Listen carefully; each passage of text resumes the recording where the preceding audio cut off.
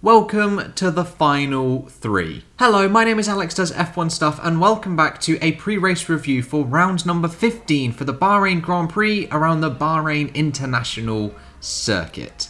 And the season is actually coming to an end. There are just 3 races left in the next 3 weeks and then it is done. A 17 race season which looked highly in doubt at the start of the year due to old Rona and the pandemic, etc. But we managed to get a decent length season all under our belts and it has been a very good one. So let's just take a little look as to where we have left off from in Turkey. So it is Lewis Hamilton, who is a 7-time Formula 1 world champion, matching Michael Schumacher, as both championships are now fully concluded. Bottas could still lose second place in the championship if Max Verstappen has a decent race, and then it is the midfield that is still massively intense. You have Sergio Perez, you've got Daniel Ricciardo, and you have Charles Leclerc all at the top of that midfield. You then have a second midfield with both of the McLarens, Albon, Gasly, Stroll.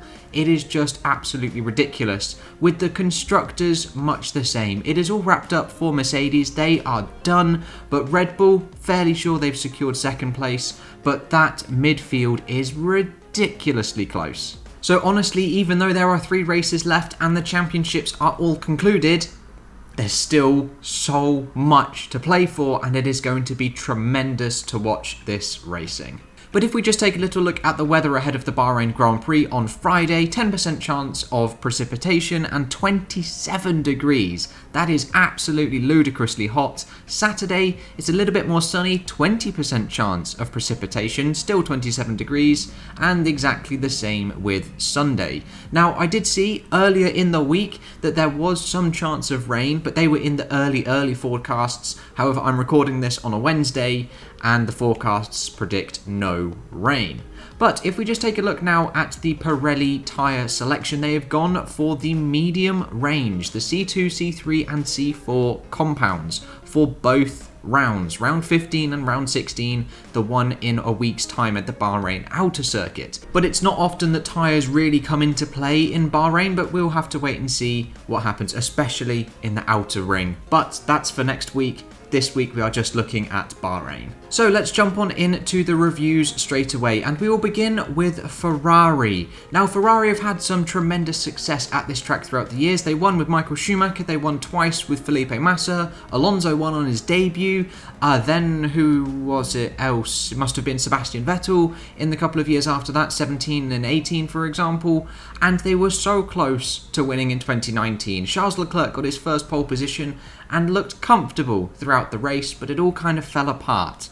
Now, I'm not 100% sure how they're going to do this weekend, and I don't think they're going to do particularly well. They've looked like they're going on the up a little bit, but it's a track that doesn't really suit their car. They haven't really, they have progressed. They've massively progressed, yes, but I don't think this track entirely suits their car, and especially the package that they have at the minute. So they will struggle and will definitely be in the lower reaches of that midfield, but Q3, 100%, they need to aim for. And then delving into Mercedes. Now, even with the championships all wrapped up, there is still a lot to play for. They are hopefully going to be teammates next year, Valtteri Bottas and Lewis Hamilton. Obviously, that's not decided yet with Hamilton, whether he's signing again.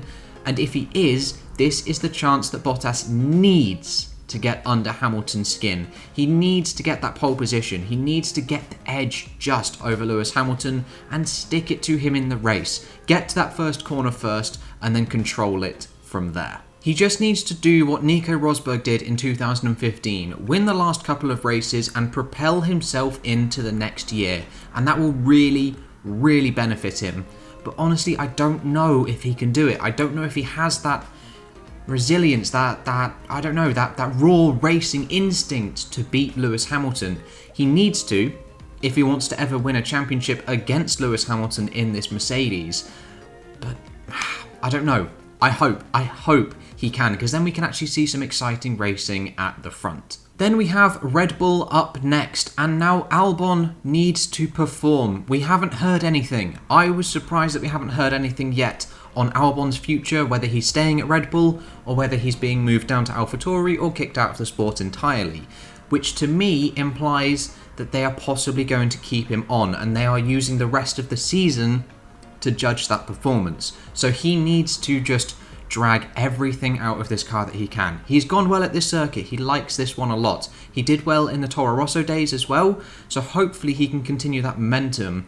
And the Red Bull is actually a lot closer to the Mercedes as well throughout this season. Ever since Mercedes stopped the development and Red Bull have continued, they've actually caught up significantly. So hopefully they can actually, get some decent performances in whilst Mercedes have taken their guard off of this year.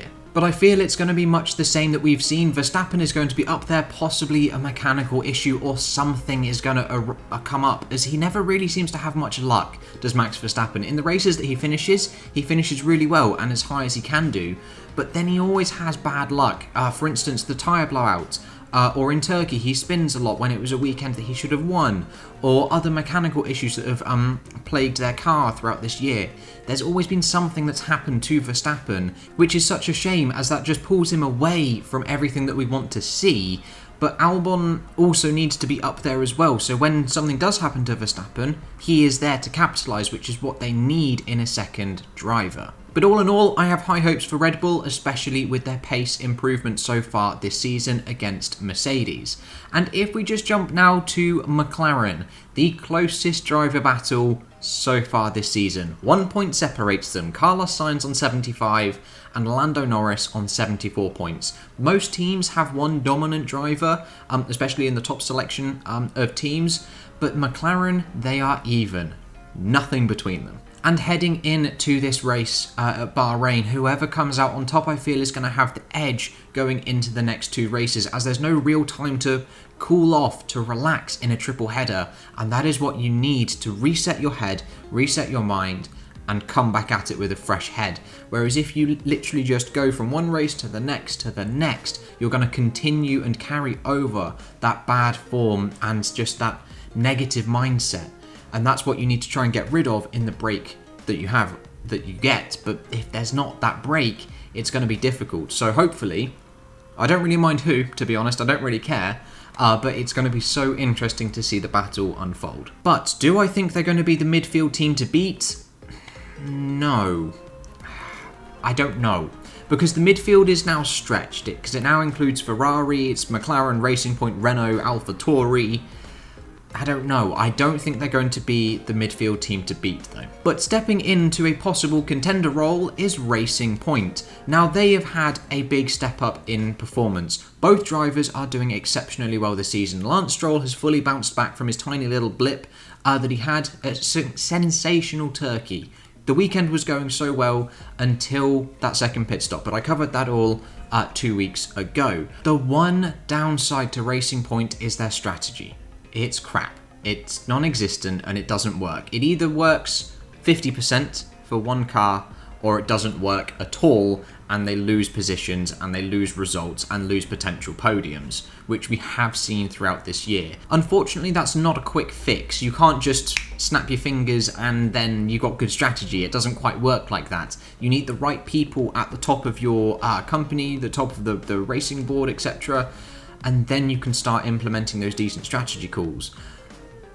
I don't know how well they're going to perform. I really don't. They're going to be with McLaren, but I still don't think Racing Point are going to be the midfield team to beat this weekend. But moving to the team that I do think will be the midfield team to contend with, Renault. I feel that Renault are actually going to be the top midfield team this weekend. Don't know why. I haven't got a clue, as we haven't seen any practice sessions just yet. It's Wednesday, but I have a feeling that Renault are actually going to be the team to beat. Both drivers are on form. Esteban Ocon is finally putting in some decent performances and is actually looking competitive. And Daniel Ricciardo is looking the best he's ever looked, and that's exactly what he has said as well, that this is his best season so far. And with a car that is continually improving, and probably over the last 3 or 4 races has been the best midfield car out there, I think they're going to do it again. I think they will do it again. Both cars into Q3. Yes, both cars into Q3. That is what I think they're going to get. In the race, possibly. If it's hectic. If it is hectic, they can grab a podium. But I don't feel it's going to be a hectic race, so definitely P5 or P4. Then up next we have Alfa Tauri. Now they have put in some exceptional performances this season, considering where they were last year with Toro Rosso and where they have been, where they've sometimes secured some P5s, sometimes some P6s. They've consistently been solid this year. No, they haven't been a mega strong midfield contender, but they've definitely been the surprise results of the year, and this race is going to be no different. They love this track. Remember, Pierre Gasly smashed it in, when was it, 2018? Got a P4. Albon smashed it in 2019 as well. So they go well at this track, and it is going to be no surprise to anybody if they go well this weekend. Turkey, unfortunately, was a little blip. I was expecting them to do well there, but, I mean, they didn't. So I think one car maybe into Q3, but if not, they're both going to be on the fringes of Q3 and P11, P12 with the prime tyre selection for the race, which means they can propel themselves further forward into the points and hopefully a double points paying position for the Alfa Tauris. And moving from one Alfa to the OG Alfa Romeo, I think they're going to struggle, unfortunately. It's disappointing that I say that, as I feel they've shown that they can progress. They admitted they were cautious in the first opening rounds of this season, and now they've shown that they're actually decent. They have some decent pace. And the boss, Frederick, I can't remember his surname, exact pronunciation of it, but he said that they don't want to take their eye off the ball just yet and transfer focus to 2021 until this season is fully complete. But I don't think this car or this track really suits their car, and I think they will struggle, possibly Q2, but it is unlikely. Then Haas, and Haas is one of those odd ones that honestly I think they will struggle the most. I think this is the team that will struggle the most. They haven't really seen or shown any prowess, anything really this season. The only time they did was, when did they score points? Hungary, I think it was, where Kevin Magnussen scored some points, where their car sort of did come alive, but that's about it. Other than that, they haven't really done anything. So I don't know how well they're going to do. Definitely out in Q1, I think. Unfortunately, it's sad to say that possibly Magnussen might be able to do something, as he seemed to be the better qualifier so far.